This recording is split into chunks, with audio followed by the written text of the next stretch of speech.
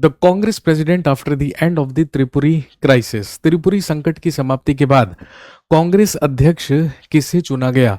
दोस्तों, आप जानते हैं कि त्रिपुरी क्राइसिस 1939 में हुआ, 1939 ईस्वी में हुआ। उस समय जब कांग्रेस का वार्षिक अधिवेशन मध्य प्रदेश के जबलपुर के त्रिपुरी नामक स्थान पर किया जा रहा था, तो वहीं पर सबसे पहली बार निर्वाचित अध्यक्ष बने नेताजी सुभाष चंद्र बोस। लेकिन उसके बाद नेताजी सुभाष चंद्र बोस के द्वारा कांग्रेस से इस्तीफा दे दिया गया और उनके द्वारा फॉरवर्ड ब्लॉक पार्टी की स्थापना की गई। और उनके कांग्रेस से इस्तीफा देने के बाद कांग्रेस के अगले अध्यक्ष बनाए गए डॉक्टर राजेंद्र प्रसाद। सबसे पहले ऑप्शन में दिया है पट्टाभी सीतारमैया। तो आप जानते हैं कि जब 1948 में आजादी के बाद कांग्रेस का वार्षिक अधिवेशन जयपुर में संपन्न हुआ, तो उसी की अध्यक्षता पट्टाभी सीतारमैया के द्वारा की गई थी। इसके बाद ऑप्शन में दिया है सरदार वल्लभ भाई पटेल। तो आप सब अच्छी तरीके से जानते हैं कि 1931 में कांग्रेस के कराची अधिवेशन की अध्यक्षता सरदार वल्लभ भाई पटेल के द्वारा की गई थी। और डी ऑप्शन में दिया गया है सुभाष चंद्र बोस। तो हम सब जानते हैं सुभाष चंद्र बोस के द्वारा दो बार 1938 में कांग्रेस के हरिपुरा सेशन या हरिपुरा अधिवेशन की अध्यक्षता की गई और उसके बाद 1939 में मध्य प्रदेश के जबलपुर के त्रिपुरी सेशन की अध्यक्षता की गई। लेकिन इसके बाद इन्होंने इस्तीफा दे दिया और इनके स्थान पर आए डॉक्टर राजेंद्र प्रसाद। अगला प्रश्न देखिए, Which of the following battles did Maulvi Ahmadullah Shah fight defeating the forces under Henry Lawrence? मौलवी अहमदुल्ला शाह ने निम्नलिखित में से कौन सी लड़ाई लड़ी जिसमें उन्होंने हेनरी लॉरेंस के अधीन सेनाओं को हराया? दोस्तों, आप जानते हैं कि जब 10 मई 1857 से रिबेलियन ऑफ 1857 या 1857 की क्रांति हुई, तो इसी क्रांति में फैजाबाद से विद्रोह का नेतृत्व कर रहे थे मौलवी अहमदुल्ला और मौलवी अहमदुल्ला के ही द्वारा बैटल ऑफ चिन्हट लड़ा गया या चिन्हट की लड़ाई लड़ी गई, जो कि 30 जून 1857 को लड़ा गया बैटल था, जो कि ब्रिटिश ईस्ट इंडिया कंपनी और भारतीय विद्रोहियों के बीच हो रहा था, जिनका नेतृत्व कर रहे थे मौलवी अहमदुल्ला शाह। और मौलवी अहमदुल्ला शाह के ही नेतृत्व में इनके द्वारा British army chief Henry Lawrence को पराजित किया गया था। Right answer is option D, that is battle of Chinhat. लेकिन यहां पर ऑप्शन में 3 बैटल्स और दिए हुए हैं। जैसे सबसे पहले दिया है बैटल ऑफ किंटूर या किंटूर की लड़ाई। तो ध्यान रखेंगे दोस्तों, ये लड़ाई 6 अक्टूबर 1858 ईस्वी को ब्रिटिश ईस्ट इंडिया कंपनी और ध्यान रखेंगे पंजाब में एक जगह है कपूरथला स्टेट के बीच में लड़ी गई थी, जिसमें ब्रिटिश ईस्ट इंडिया कंपनी ने कपूरथला को पराजित किया। इसके बाद दूसरा दिया गया है बैटल ऑफ सारागढ़ी या सारागढ़ी की लड़ाई। आप जानते हैं कि ये ब्रिटिश इंडियन आर्मी और अफगान ट्राइबल्स के बीच में लड़ी गई एक फेमस लड़ाई है, एक फेमस बैटल है। इसी बैटल के ऊपर एक मूवी भी बनी है, आपने देखी भी होगी, केसरी मूवी, जिसमें कुछ चंद सिख सैनिकों के द्वारा जमकर मुकाबला किया जाता है अफगान ट्राइबल्स का। हालांकि इसमें अफगानियों की जीत हुई थी और ये बैटल ऑफ सारागढ़ी, ध्यान रखेंगे दोस्तों, 12 सितंबर सन 1897 में लड़ा गया था। इसके बाद दिया गया है बैटल ऑफ नजफगढ़ या नजफगढ़ की लड़ाई। तो जब 1857 की क्रांति हुई, तो उसी के दौरान ध्यान रखेंगे 25 अगस्त 1857 को भारतीय विद्रोहियों और ब्रिटिश आर्मी के बीच में लड़ा गया नजफगढ़ का युद्ध या बैटल ऑफ नजफगढ़, जिसमें ब्रिटिश ईस्ट इंडिया कंपनी के द्वारा विद्रोहियों का दमन किया गया था। तो इसका मतलब है right answer for this question is option D, that is battle of Chinhat. अगला सवाल देखिए, which of these was not from the Mughal dynasty? इनमें से कौन मुगल वंश से नहीं था? सबसे पहला ऑप्शन दिया है हुमायूं। तो हम सब जानते हैं दोस्तों, नसीरुद्दीन मोहम्मद हुमायूं भारत का दूसरा मुगल बादशाह हुआ, जिसका शासनकाल पहले 1530 से लेके 1540 तक रहा और फिर 1555 से लेकर 1556 तक। 1540 ईस्वी में बिलग्राम या कन्नौज के युद्ध में हुमायूं को शेर शाह सूरी के द्वारा पराजित किया गया और सूरी डायनेस्टी या सूर वंश की स्थापना शेरशाह सूरी ने की। इसका मतलब ये मुगल वंश का नहीं था। इसके बाद दिया है बाबर। तो हम सब जानते हैं बाबर भारत का मुगल बादशाह 1526 ईस्वी से लेकर 1530 ईस्वी तक रहा। और चौथे ऑप्शन में दिया है कामरान मिर्जा। तो दोस्तों आप जानते होंगे बाबर के 4 पुत्र हुआ करते थे, जिसमें सबसे बड़ा पुत्र हुमायूं था, दूसरा कामरान, तीसरा अस्करी और चौथा हिंदाल। इसका मतलब Kamran was son of Babur. तो शेर शाह सूरी को छोड़कर जितने भी ऑप्शन दिए गए हैं वो सारे के सारे मुगल फैमिली से बिलोंग किया करते थे। केवल नहीं करता था शेर शाह सूरी, इसीलिए राइट आंसर होगा option B, Sher Shah Suri. Clear हो गई बात। अगला सवाल देखिए, who founded the Tuluva dynasty of Vijayanagara empire? Vijayanagara साम्राज्य के तुलुव वंश की स्थापना किसने की थी? दोस्तों आप जानते हैं कि जब दिल्ली सल्तनत में शासन कर रहा था तुगलक वंश का सुल्तान मोहम्मद बिन तुगलक, तो उसी के शासनकाल में 1336 ईस्वी में हरिहर और बुक्का नाम के 2 भाइयों के द्वारा दक्षिण भारत में विजयनगर साम्राज्य की स्थापना की गई। और विजयनगर साम्राज्य की अगर हम बात करें तो इसमें 4 वंश हुए। सबसे पहले संगम वंश, उसके बाद सालू वंश, उसके बाद तुलुव वंश और फिर चौथा आरवीडू वंश। यहां पर तुलुव वंश के संस्थापक के बारे में पूछा गया है, तो वीर नरसिंह के द्वारा तुलुव वंश की स्थापना की गई थी, जिसका शासनकाल 1505 ईस्वी से लेकर 1509 ईस्वी तक रहा। इसके मरने के बाद इसका उत्तराधिकारी इसका छोटा भाई बना, जो इस साम्राज्य का सबसे महान शासक था, कृष्णदेवराय, जिसका शासनकाल 1509 से लेकर 1529 ईस्वी तक रहा। और फिर कृष्णदेवराय के बाद तुलुव वंश का अगला शासक बना अच्युत देवराय, जिसका शासनकाल 1529 ईस्वी से लेकर 1542 ईस्वी तक रहा। कहने का मतलब ये तीनों के तीनों राजा ही एक ही वंश के थे, जो कि तुलुव डायनेस्टी या तुलुव वंश कहलाता है। लेकिन ध्यान रखेंगे, अगर हम देवराय फर्स्ट की बात करें या देवराय प्रथम की बात करें तो ये संगम डायनेस्टी, ये संगम वंश का राजा हुआ करता था। और ध्यान रखेंगे इसका शासनकाल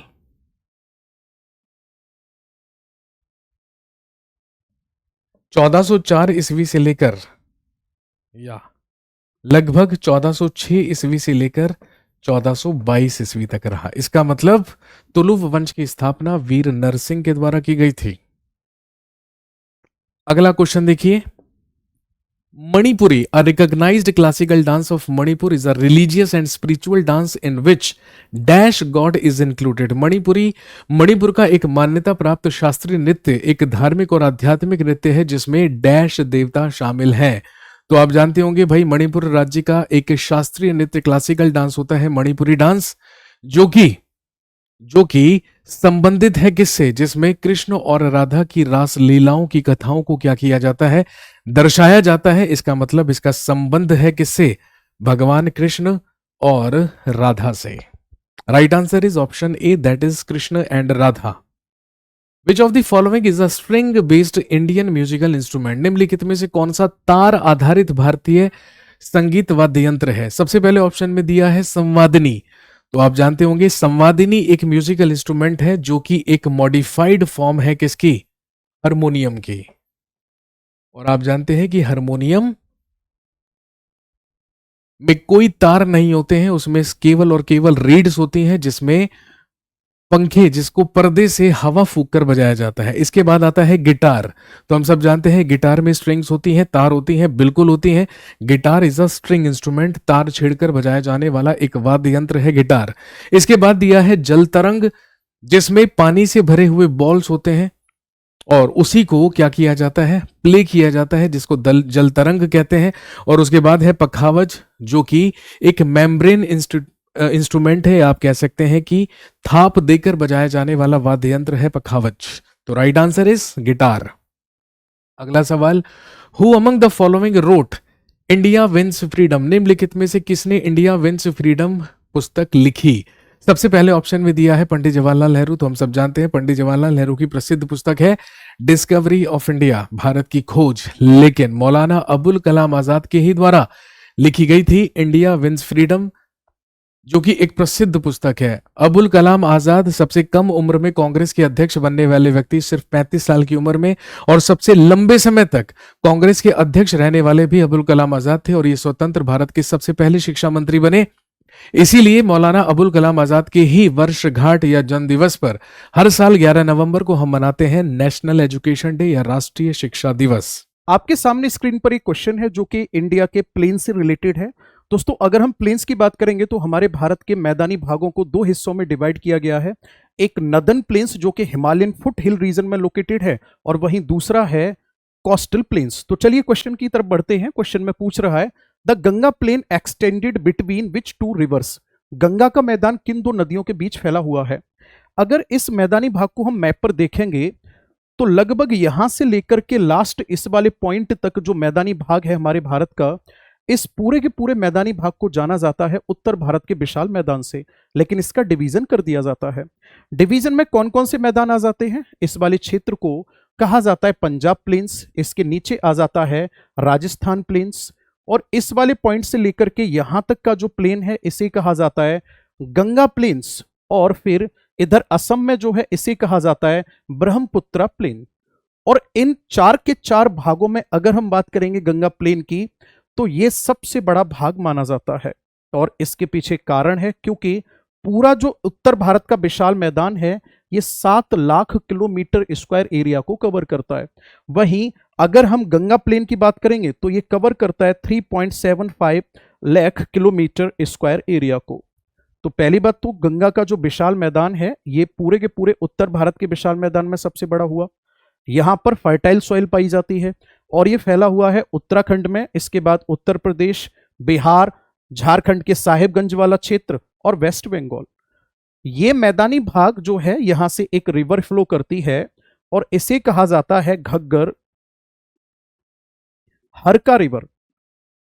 बेसिकली इस रिवर की अगर हम बात करेंगे तो इसे डेड रिवर के नाम से भी जाना जाता है, क्योंकि राजस्थान और हरियाणा में बहने वाली ये एक ऐसी नदी है जो कि केवल और केवल मॉनसून सीजन में ही इसका प्रभाव दिखाई देता है। वहीं अगर हम इधर बात करेंगे तो यहां एक रिवर फ्लो करती है जिस रिवर का जो नाम है वो है तीस्ता रिवर। तो गंगा के मैदान की जो बाउंड्री है वो तीस्ता और घग्गर रिवर के द्वारा डिसाइड की जाती है। और दोस्तों ये काफी फर्टाइल एरिया है, यही कारण है कि यहाँ पर सबसे ज्यादा अनाज का उत्पादन होता है, और हमारे भारत में पॉपुलेशन डेंसिटी भी इसी क्षेत्र में देखने को मिलती है। तो इस क्वेश्चन का जो करेक्ट आंसर होगा वो हो जाएगा डी। घग्गर रिवर जो है ये बनाती है इसकी वेस्ट बाउंड्री को, वहीं तीस्ता रिवर बनाती है इसकी ईस्ट बाउंड्री को। अगले क्वेश्चन पर आ जाते हैं। विच of the following passes connect Sikkim with China? यहां पर ये माउंटेनियस पास से रिलेटेड क्वेश्चन है। बेसिकली माउंटेनियस रीजन में जो एक नेचुरल रूट होगा उसको माउंटेनियस पास या दर्रा कहा जाता है। बहुत सारे दर्रे जो हैं वो हमारे भारत में काफी ज्यादा इंपॉर्टेंस अपनी इंपॉर्टेंस के लिए जाने जाते हैं। जैसे मैं आपसे बात करूंगा, यहाँ ऑप्शन में दे रखा है माना दर्रा। तो माना दर्रा उत्तराखंड में है, जो उत्तराखंड को कनेक्ट करता है तिब्बत के साथ में, और ये हमारे भारत का सबसे ऊंचा दर्रा है। वहीं देखो, अगर आपसे पूछा जाता है भारत का सबसे ऊंचा दर्रा कौन सा है, केवल हाइट यहां पे मैटर करेगी, माना पास है उत्तराखंड का। लेकिन अगर आपसे पूछा जाता है कि भारत का सबसे ऊंचा दर्रा जिस पर विश्व की सबसे ऊंची सड़क बनी हुई है, तो इस दर्रे का नाम होगा उमलिंगला। उमलिंगला पास होगा इसका नाम, और ये कहां पर लोकेटेड है, तो आपका आंसर होगा लद्दाख में। लद्दाख में दो जगह पड़ती हैं जिसमें एक का नाम है दमचौक और दूसरी जगह जो है उसका नाम है चिल्लास। यानी चिल्लास और दमचौक को ये कनेक्ट करता है उमलिंगला पास, जहां पर बीआरओ ने विश्व की सबसे ऊंची सड़क का निर्माण किया है जिसकी ऊंचाई लगभग 19,200 फीट है। बारालाचला दर्रे की अगर हम आपसे बात करेंगे तो सर ये हिमाचल प्रदेश और लद्दाख के बॉर्डर पर लोकेटेड माउंटेनियस पास है जिससे ओरिजिन होता है चिनाब रिवर का, और यहीं से गुजरता है लेह मनाली हाईवे। देपसा पास की अगर बात करेंगे तो ये लोकेटेड है हिमाचल प्रदेश में, जो कनेक्ट करता है कुल्लू वैली को स्पीति वैली के साथ। अच्छा, हमारे भारत में एक और यूनिक दर्रा है जिसका नाम है रोहतांग पास, जो कनेक्ट करता है कुल्लू वैली को स्पीति वैली के साथ। और ये रोहतांग दर्रा जो है, इसका रोहतांग नाम इसलिए पड़ा क्योंकि डोगरा शासक जोरावर की जब सेना इस क्षेत्र से होकर गुजर रही थी तो बर्फीले तूफान में पूरी की पूरी सेना दब गई, और जब वो बर्फ मेल्ट हुआ तो लोगों ने देखा ये तो लाशों का ढेर लगा हुआ है, तो याद रखना रोहतांग दर्रे को लाशों का ढेर कहा जाता है, और ये वही रोहतांग दर्रा है जिस पर हाई एल्टीट्यूड होने की वजह से बर्फ जम जाती है, और जब वो बर्फ मेल्ट होती है ना, तो रावी और ब्यास जैसी नदियों का उद्गम माना जाता है इसी दर्रे से। चलिए जी, तो इस क्वेश्चन का जो करेक्ट आंसर होगा वो ए हो जाएगा। नाथुला दर्रा जो है ये लोकेटेड है सिक्किम और तिब्बत के बॉर्डर पर, और ये वही दर्रा है जिसको 1962 में इंडो चाइना वॉर के टाइम पर इसको क्लोज कर दिया गया था, फिर 2006 में एक ट्रेड ट्रीटी के आधार पर फिर से ओपन किया गया है।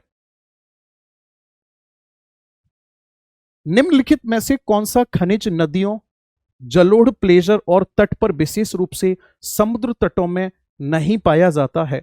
सबसे पहले इस क्वेश्चन में आपको यह समझना है कि प्लेसर मिनरल का मतलब क्या है।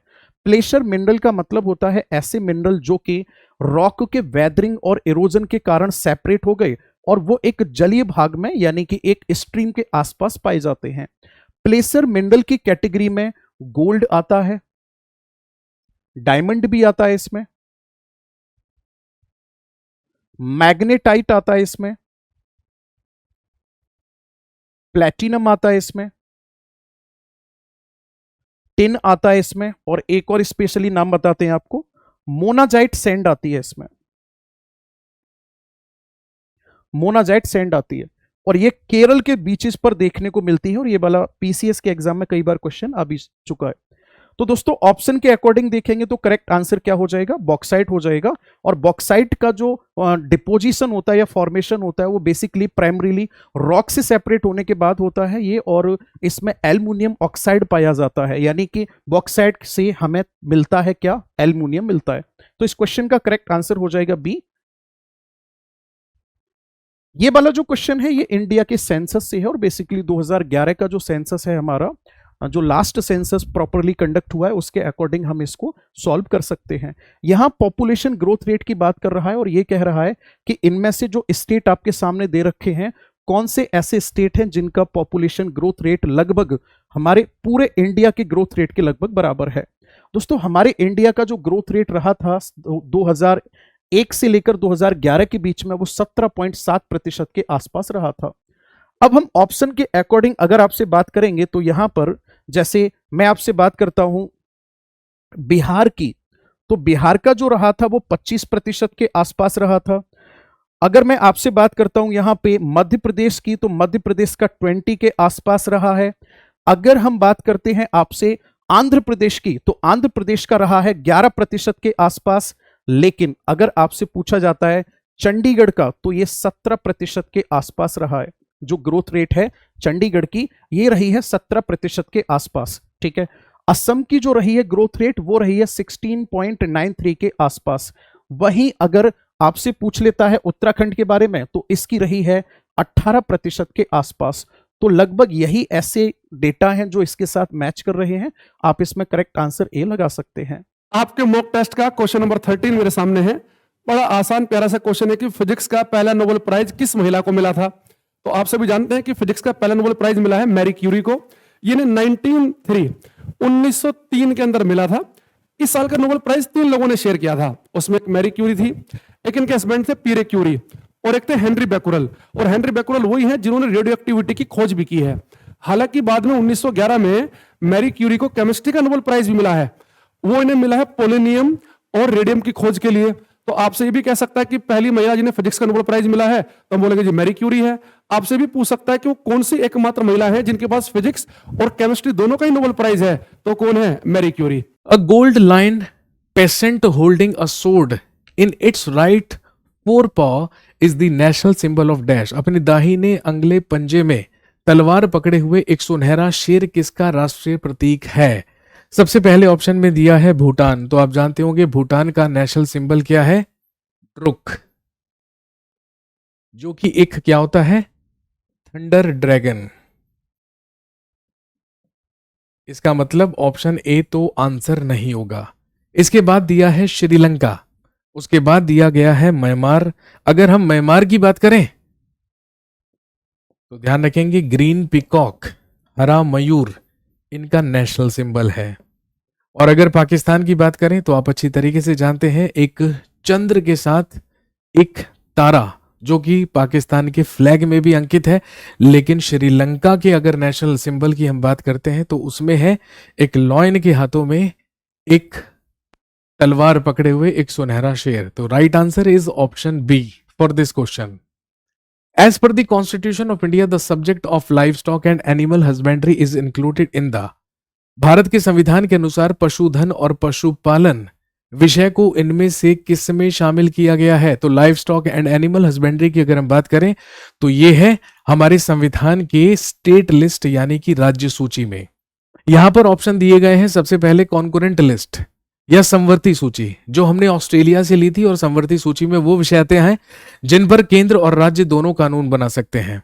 राज्य सूची में वो विषय आते हैं जिन पर केवल राज्य की सरकारें कानून बना सकती हैं। संघ सूची में वो विषय आते हैं जिन पर कानून बनाने का अधिकार केवल पार्लियामेंट का होता है। और रेजिडुअरी लिस्ट अवशिष्ट सूची में वो विषय आते हैं जिन पर या जो विषय इन तीनों सूचियों में से भी किसी भी सूची में शामिल नहीं होते हैं, उन पर भी कानून बनाने का अधिकार संसद या पार्लियामेंट का होता है। तो right answer is state list. अगला सवाल देखें, विच of the following parts of the constitution of India deals with citizenship? भारतीय संविधान का निम्नलिखित में से कौन सा भाग नागरिकता से संबंधित है? सबसे पहले ऑप्शन में दिया है भाग 6, तो हम सब जानते हैं इसे हम क्या कहते हैं, कॉन्स्टिट्यूशन ऑफ स्टेट, राज्य का संविधान, क्योंकि इसमें सारे के सारे प्रोविजंस या प्रावधान किए गए हैं किसके, स्टेट के। अगला है पार्ट 8। पार्ट 8 में हम पढ़ते हैं यूनियन टेरिटरीज या संघ शासित क्षेत्रों के बारे में। इसमें हम पढ़ते हैं संघ शासित क्षेत्रों के बारे में। इसके बाद आता है पार्ट 2 या भाग 2, तो हम सब जानते हैं भाग 2 में ही हम बात करते हैं सिटीजनशिप के बारे में। और उसके बाद दिया गया है संविधान का भाग 12, जिसमें है केंद्र और राज्यों के बीच में फाइनेंशियल रिलेशंस या वित्तीय संबंध। और यहां पर पूछा गया है सिटीजनशिप, तो भाग 2 option C is the right answer, जिसका उल्लेख आर्टिकल 5 से लेकर आर्टिकल 11 तक किया गया है। क्वेश्चन नंबर 16 का सही उत्तर होगा option C, that is part 2 of Indian constitution. Question कह रहा है कि देखो जहां पर छोटी आंत बड़ी आंत से मिलता है जी, ये देखिए ये छोटी आंत यहां पे जाके खत्म होगा और ये बड़ी आंत की यहां से शुरुआत हो रही है। तो क्वेश्चन क्या बोल रहा है कि जहां पर छोटी आंत बड़ी आंत से मिलता है वहां एक पाउच लाइक स्ट्रक्चर होती है, उसका नाम क्या होता है? हिंट देता हूं, इस पाउच लाइक स्ट्रक्चर से आपका कनेक्टेड होता है अपेंडिक्स, क्या, परिशेषिका, आप तो बता दें, परिशेषिका। तो उसका नाम है आपका सीकम, ठीक है। तो ये छोटी आंत जहां पर बड़ी आंत से मिल रहा है उसको कहते हैं सीकम, उसके बाद कोलन और उसके बाद रेक्टम, ये बड़ी आंत के 3 पार्ट हैं। तो हमारा उत्तर हो गया यहां पर ऑप्शन नंबर डी। क्लियर है? चलिए अगले सवाल को देखते हैं। कहता है कि एक ऐसा सेल ऑर्गेनल जो सेल की सफाई करता है उसे क्या कहते हैं? आपको पता होगा कि ये सेल है, सेल के अंदर न्यूक्लियस है और न्यूक्लियस के अंदर लिक्विड है जिसे साइटोप्लाज्म कहते हैं, उसमें एक बैग लाइक स्ट्रक्चर है, उस बैग लाइक स्ट्रक्चर का नाम होता है लाइसोसोम। तो यहाँ पे उत्तर हमारा हुआ लाइसोसोम, और लाइसोसोम में एक लिक्विड फील्ड होती है जिसे कहते हैं हाइड्रोलाइटिक एंजाइम्स, और ये पावरफुल डाइजेस्टिव एंजाइम्स होते हैं। अगर ये गलती से बर्स्ट कर गया तो पूरे सेल को डाइजेस्ट करने की इसमें क्षमता होती है, इसलिए इसको हम बोलते हैं आत्महत्या की थैली, suicide bag of the cell और atom bomb of the cell या digestive bag of the cell.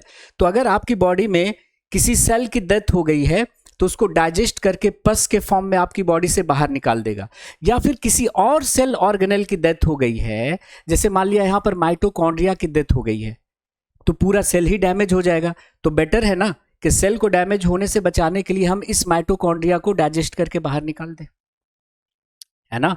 तो इसको आत्महत्या की थैली या कुछ। भारत में माइक्रो फाइनेंस संस्थाओं के संदर्भ में गलत कथन की पहचान करने की कौन सी इंफॉर्मेशन गलत है? पहले हम समझ लेते हैं 1 मिनट के लिए माइक्रो फाइनेंस इंस्टीट्यूशन क्या होते हैं।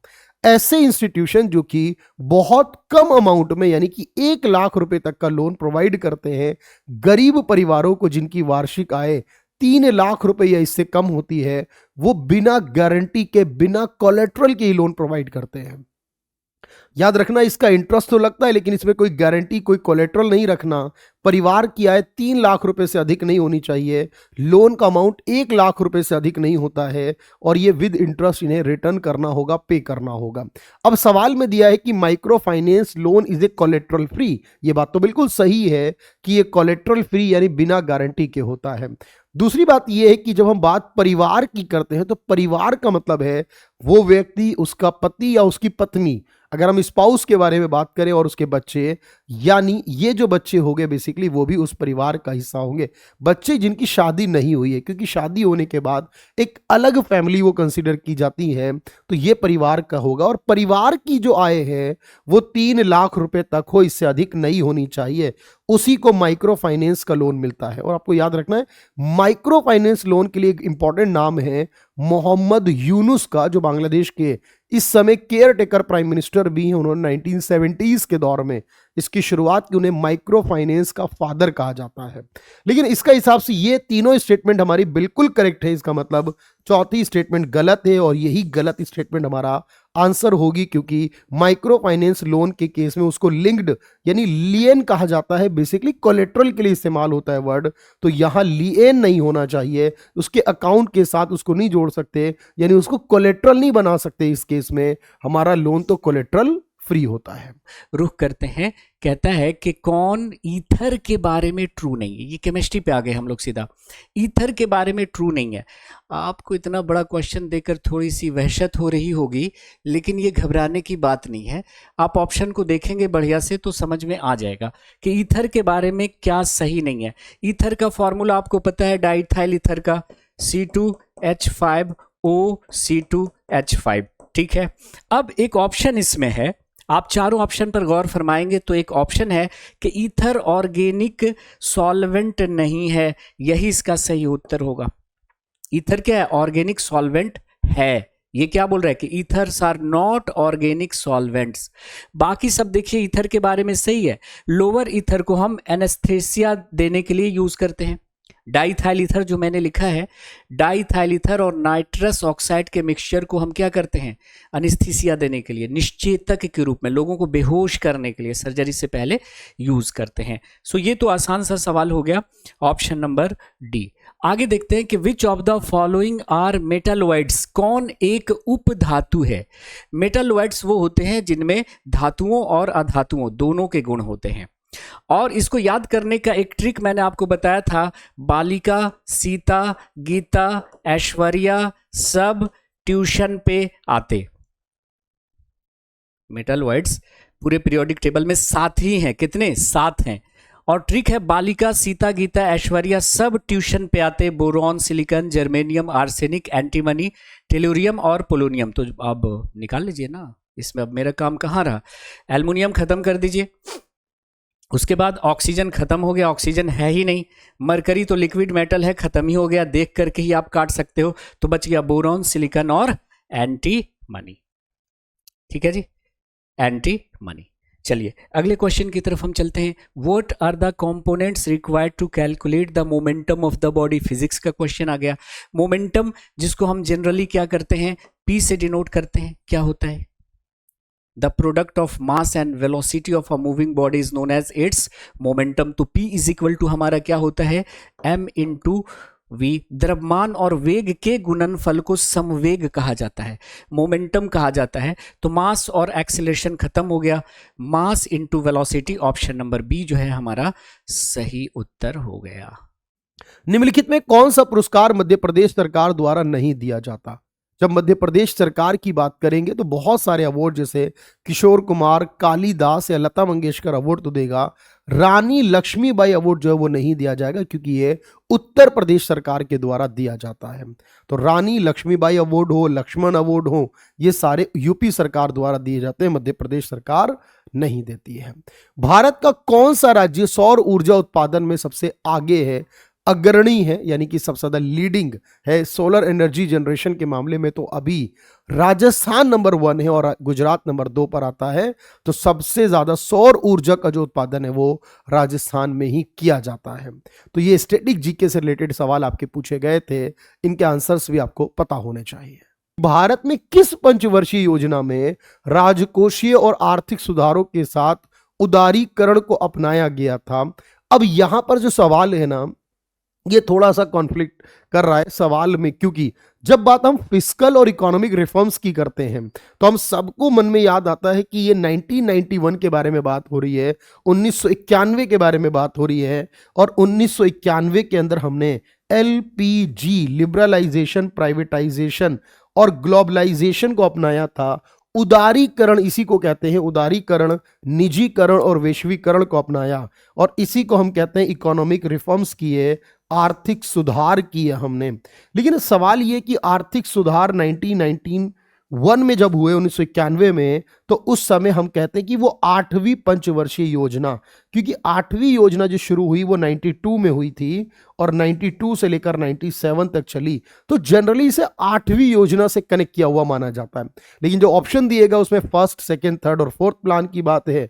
अब यहां पर इनडायरेक्टली एक आंसर बनता है, वो ये है कि ये चौथे प्लान से भी रिलेट कर सकता है, क्योंकि चौथे प्लान में पहली बार इस बारे में बात की गई जब हमारा तीसरी पंचवर्षीय योजना असफल हुई, फेल हो गई थी। आपको याद रखना है, पहली योजना हमारी एग्रीकल्चर पर बेस्ड थी, दूसरी योजना इंडस्ट्रियल सेक्टर पर बेस्ड थी, तीसरी योजना हमारी सेल्फ रिलायंस के बारे में बात करते हैं। लेकिन जब 3 योजनाएं बनी और तीसरी योजना जब फेल हो गई, उसके बाद 3 साल का हॉलिडे लिया गया, उसके बाद डिसाइड किया गया हमें कुछ परिवर्तन, कुछ बदलाव करने होंगे, और वो पॉलिसीज में जो बदलाव शुरू हुए हमारे पास, वो चौथी योजना में पहली बार इस बारे में बात की गई थी, लेकिन इसका इंप्लीमेंटेशन जो है वो 8वीं योजना में हुआ।